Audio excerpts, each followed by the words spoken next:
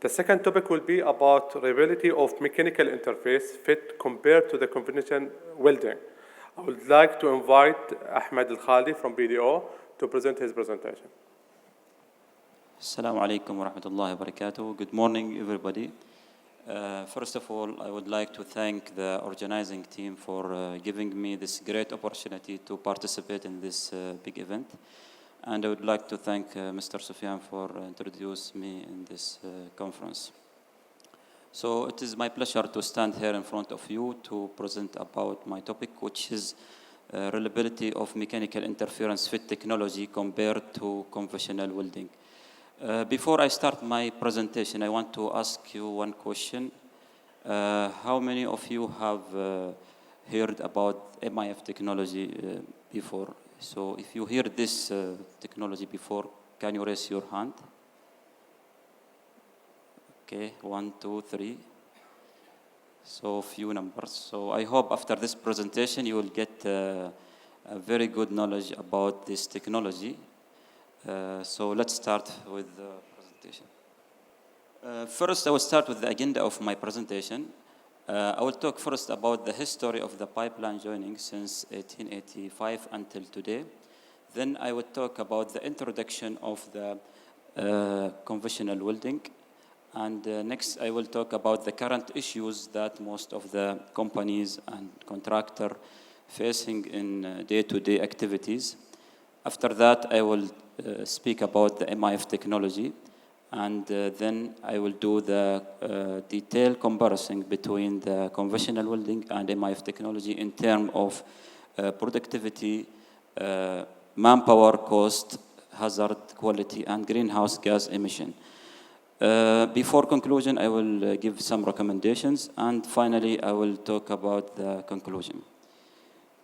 So to begin with the history of the pipeline joining, by 1885, the welding industry was transformed when the first arc welding machine was invented by two researchers called Bernoulli and Olszewski.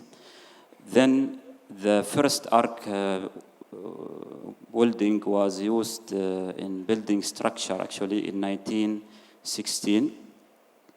And throughout 1970, the MIF, or mechanical interference fit, became an alternative value compared to welding carbon steel. It started first in the water lines and later extended to hydrocarbon, welding hydrocarbon lines. And today, 2024, welding and fabrication became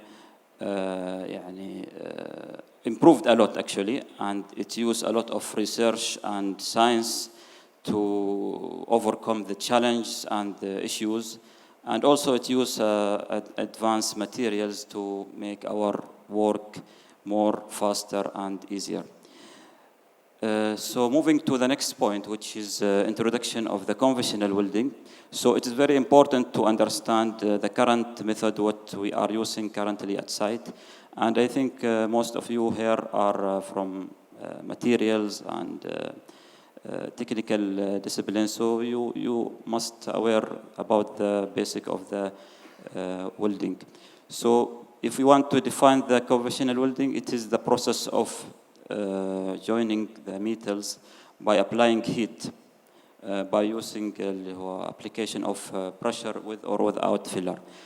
And we have different technique actually used in the site. The most of this technique, we have shielded metal arc welding, SMAW. We have gas tungsten arc welding and machines. And this number will increase as we have more number of scope. So there will be increased percentage of chance of having LTI incident in our working environment. The next issue, which is protecting our environment. As you know that we have a frequent leak in our lines because of several reasons. So as you know that to produce high quality of weld joint, we need to have highly skilled welders. And as it is impossible to monitor the performance of each welders consistently, So there will be always a risk to substandard the joints, which can lead to have a leak in our lines. The last issue, which is, I feel, it is one of the most important issue, which is touching our pain area in oil and gas industry, which is project delay. Actually, since my last 10 years working experience in oil and gas company, most of our project, which is in flow line and pipeline construction, either completed on time or delayed by 3 or 6 months. So really, this technology will touch our pain area, and I will show you in the next slide how this technology can help to sort out all these challenges. So let's shift, or before I introduce the MIF technology, let's share with you a quick story. Actually, when in 2016, when I was a project engineer, we started implemented this technology with some of the new flow lines. And recently, when I moved to the construction department, I became a focal point to qualify this technology with carbon steel FPE, with carbon steel PE materials. So it's look like that wherever I go, this technology looks for me. So if we want to define this technology, it is basically, actually, it is cold forming process, which is faster than the conventional welding by 10 times, while reducing the heavy equipment, manpower, and greenhouse gas emissions. So actually, this technology, it relies on the mechanical interference fit force, which create a very strong joint and an excellent joint. As you can see, this schematic drawing for the joint after completing the jointing by using MIF technology.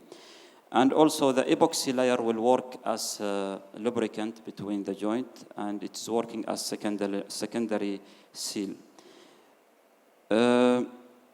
So this is some of the photo here you can see for the machines and the pipes before joining process. So we have here on the left side the MIF machine, in which the both pipe will be aligned and joined by using mechanical force.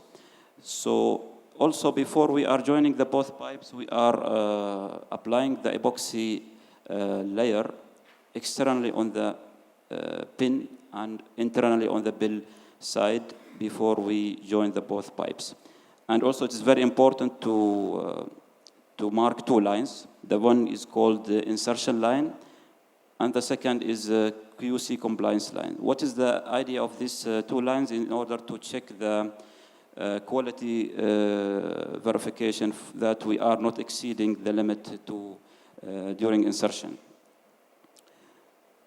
So next point, which is comparison between the conventional welding and MIF technology in terms of, first we'll start with productivity. So I mentioned in previous slide the first issue or the third issue, which is project delay. So this technology can help to eliminate or make our project fast and prevent delay in our flow line and pipeline constructions.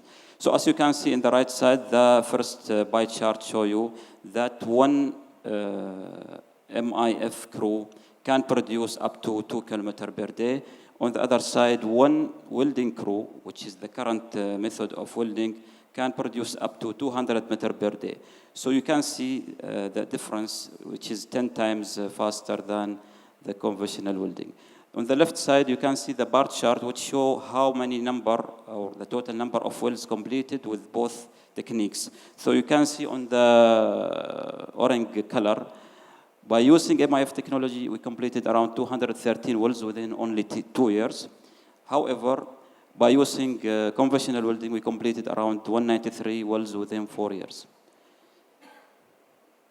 Moving forward, I just want to show you an actual case study for one of the flow line welding, which done by the conventional welding. It took around 22 days to complete 1.7 kilometers. So the work starts on 21st of December and is completed on 13th of Jan. On the other side, if you can see an actual case study for the one of the line, which is done by MIF technology, the line was 6.8 kilometer length, and using one crew, it completed within around 4 days. So the maximum productivity will reach 1.8 kilometer per day, which is very good productivity. So it's very important also to compare the manpower between both techniques.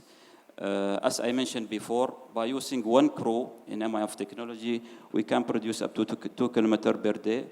However, if we use the conventional welding, in order to produce 2 kilometers per day, we need to have 10 number of crews.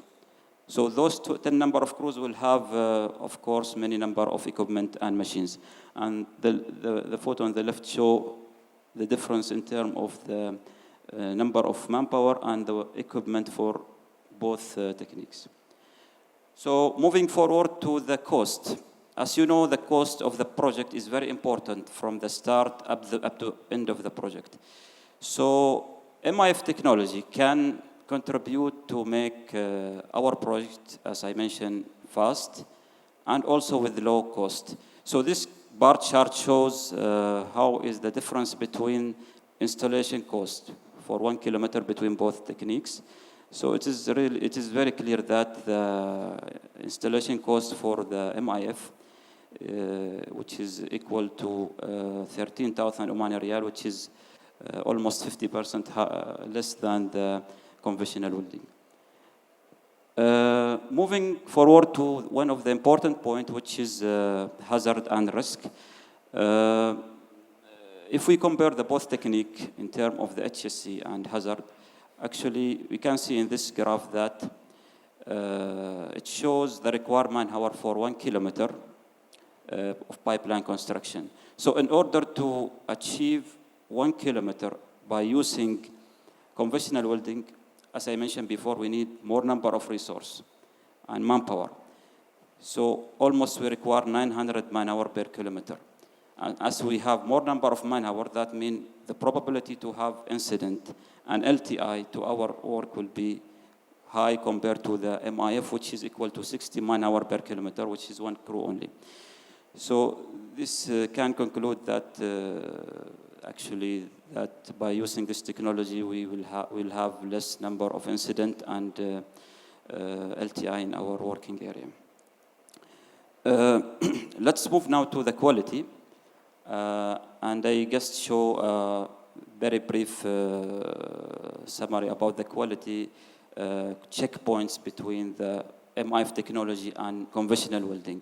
So if you can see this pie chart, it shows how much the percentage of quality checkpoints during joining the pipe between the MIF and conventional welding. So we can see that in conventional welding, it has around 80% of quality checkpoints compared to the MIF technology, which has around 20% only. So if we can give more details about what are the quality checkpoints, first with the conventional welding, we have UT lamination check for the filled bevel. We have visual inspection on the new bevels check, and we have also alignment check, welding parameter check, welding consumables, visual inspections after welding, and radiography also examination. So imagine all these quality checkpoints we are doing to check the quality of the welding joint in order to ensure that the strength of our joint are meeting the quality requirement. On the other side, if we can see the quality checkpoint for the MIF technology, only we have few checkpoints. An example, we have alignment of pipes and final visual check. So moving forward to one of the important point actually, and which is greenhouse gas emissions. As per Oman plan or Oman Vision 2040, which is planned to have zero carbon dioxide by 2040, this technology can contribute to reduce the carbon dioxide emission by 98.5%. You will ask me how. This photo shows that, and I explained in previous slide that in order to achieve 2 kilometers per day by using conventional welding, we require 10 number of crews. Those 10 number of crews will have a many number of equipment, machines, and cars, bus. So all this equipment will produce carbon dioxide, and this will contribute to increase the carbon dioxide emission to our environment. So by implementing this technology, we can reduce all this percentage to be very minimum. I did just a quick calculation to show you how is the volume of carbon dioxide emission if we do our work by using the conventional welding. So if we assume that we are doing our conventional welding with 6-inch flow line by using SMAW, we can assume that the number of pass will be 4 for one joint, so the welding time will be 20 minutes. So if we calculate this for one joint, we can get 3.2 grams of carbon dioxide emission. If we have more scope, like 80 kilometers, and I give you here example, the total number of, or the total volume of the carbon dioxide emission will be 21 kilogram. And the number will be increased as we have more number of scope. So now let's see what is the next about this technology in PDO. So in PDO, actually, we implemented this technology in 2016. We did more than 400 kilometers of lines without any failure. So the next, which are now we are doing actually, we qualify this technology for carbon steel with polyethylene materials, which is done last year successfully. And next, we are doing also qualification of this technology with underground pipelines. So we hope to get the qualification for underground soon and to implement it with underground pipeline. Recommendations. So in recommendation, now the first, there is limited research conducted on this topic, highlighted the need for further attention and focus from researchers to develop deeper and wider into the reliability and potential of MIF technology in various industrial applications.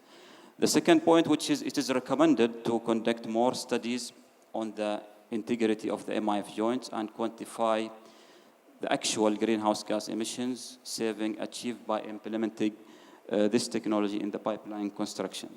The last point, which is to have foster collaboration with the reputable suppliers and manufacturers of MIF equipment and material to access the latest innovation and ensure quality assurance.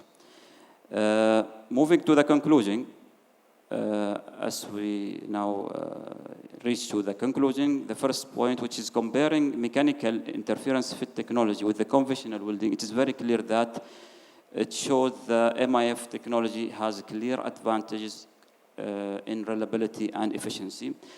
The second point, the MIF technology has proven to create stronger and reliable connection, leading to benefit like faster construction, lower cost, and less greenhouse gas emission. The last point, MIF simple approach with fewer quality check and fewer workers not only makes work more efficient, but also it will make safer work for us. Thank you for your attention. I hope you get good knowledge about this topic. And if you have any question, I think the question will be at the end. Thank you very much. Thank you, Ahmed, for your presentation. And now we'll move for Q&A sessions. I would like to request all the speakers to step up to the stage to receive all the questions, please. So anyone have a question for the emerging technology and techniques? Yeah, we have a question here.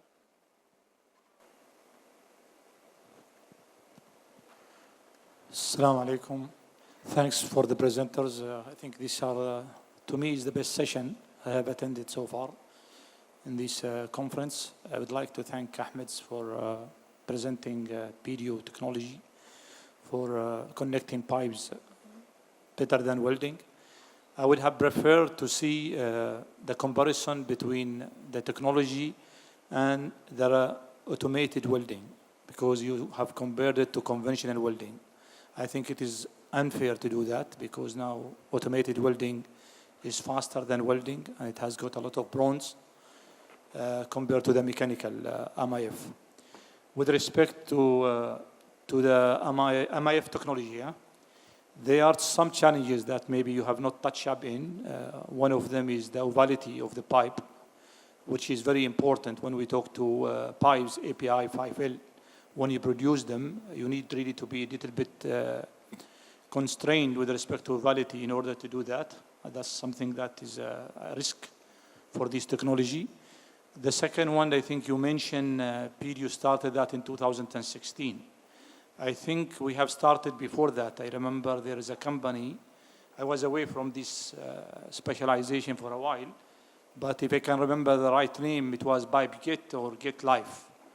It is a US company. They used to do flow line connections for FP coated flow lines.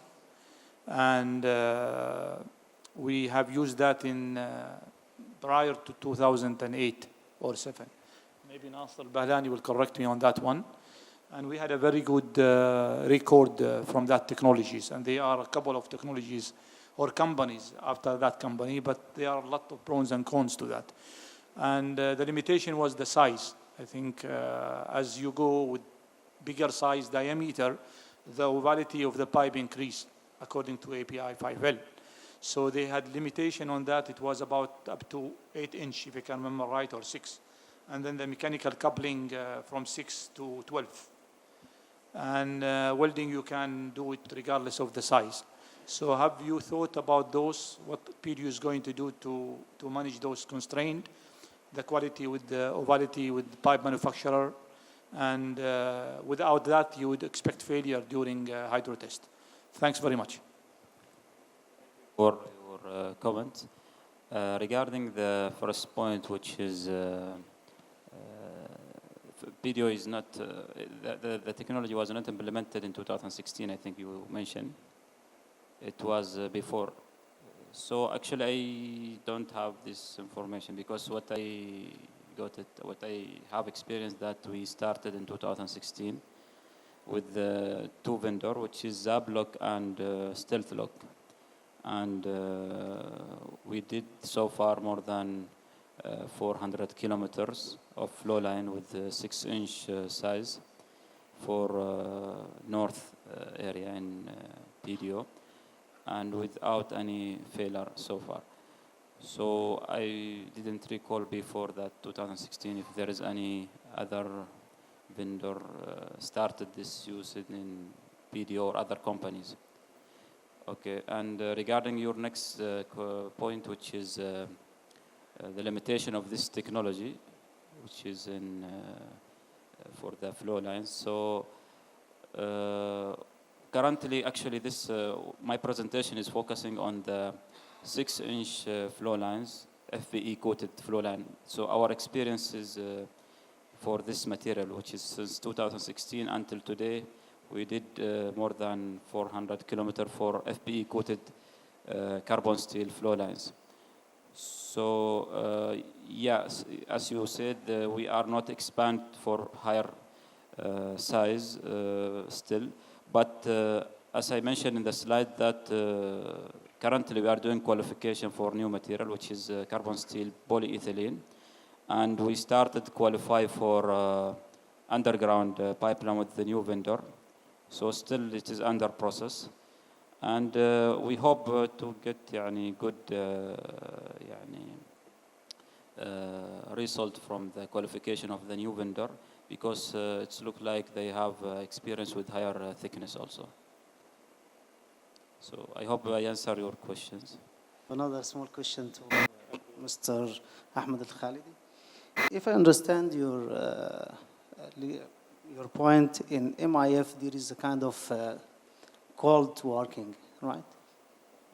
Did you study the impact of such kind of work on corrosion? You know this can initiate different form of corrosion at the connection point.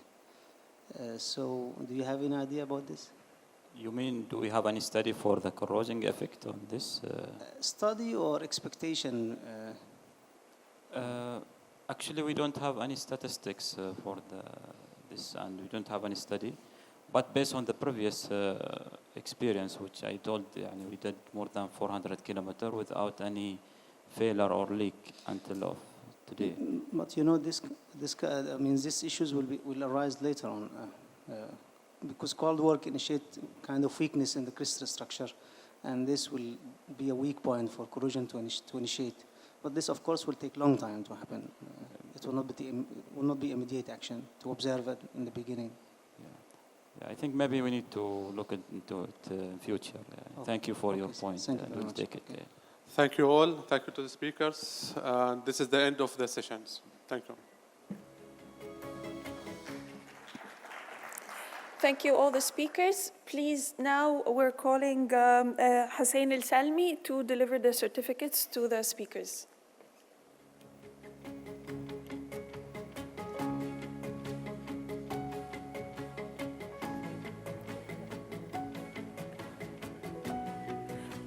We'll start with Sofiane El-Mamari.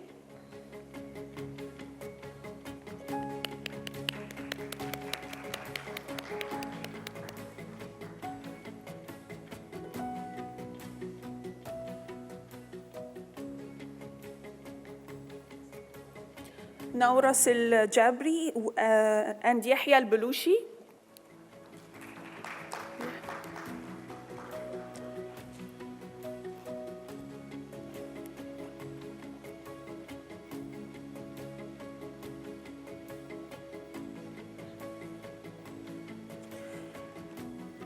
Munzir Khan.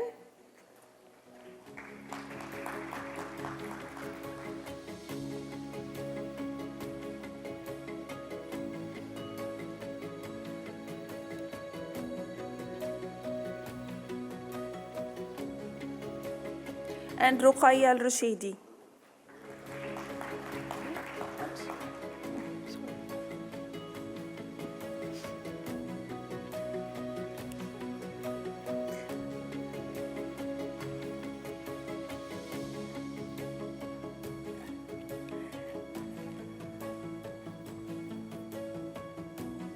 Ahmed Al-Khaldi, sorry I missed you, I'm sorry.